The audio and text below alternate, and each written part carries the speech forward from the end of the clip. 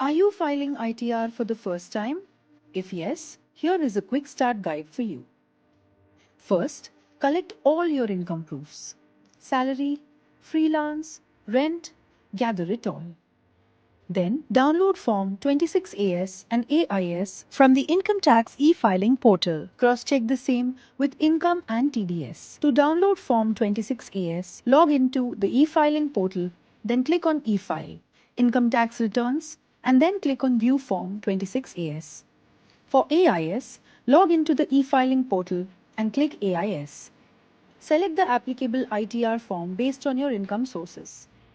Enter the details of income and deductions in the ITR form. Submit your return through the e-filing portal.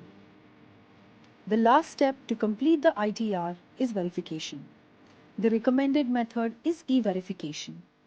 You can use Aadhaar OTP, net banking, or EVC for e-verification. Filing your ITR is simpler than you think. Start early, file easily.